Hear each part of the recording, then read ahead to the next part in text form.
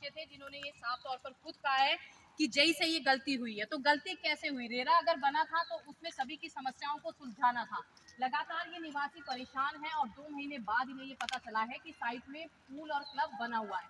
इनसे हम जानने की कोशिश करते हैं। सर, 2 महीने से आप लोग धरने पर बैठे हैं। 2 महीने 5 दिन, 2 महीने 5 दिन, टोटल 65 दिन हो गए जब हम अपने बच्चों के साथ बाहर बैठे हैं।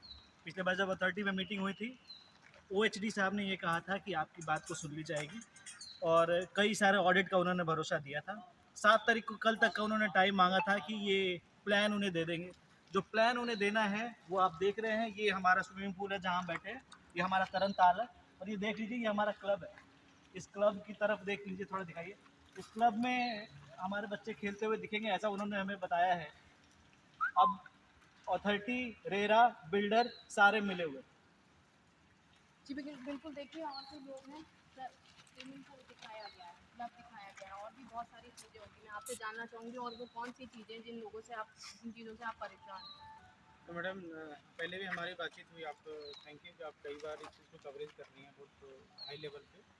बात यह है जो कि अभी रेरा के अधिकारी भी आए थे, हमारी उनसे बात भी हुई थी। हमने उनसे पूछा जो कि क्लब और स्विमिंग पूल जो आपने आपके अकॉर्डिंग जो बना हुआ है एक्चुअली में तो नहीं है, तो आप लोग चलो ट्वीट हमने किया या किसी ने आपको कंप्लेंट किया था, आप उनके थ्रू आए। बट आप एक चीज़ बताओ, जो क्यों कौन से इंजीनियर थे जिन्होंने यहाँ पे कंप्लीशन सर्टिफिकेट दे दिया, और क्या आपके ऊपर कोई अथॉरिटी नहीं है?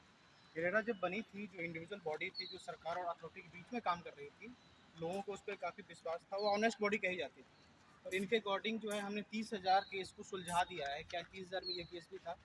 बिल्डर बिल्डर की तरफ से कुछ भी ऐसा आश्वासन नहीं मिल रहा है जो ये कब बनेगा, और रेरा अब आई है देखने के लिए। अब तो उम्मीद रेरा पे ही है, साथ मीडिया जैसे आप लोग आज भी कवरेज कर रेरा रही हैं, दबाने तो की आप कोशिश करी थी, जब मीडिया वालों को देखा।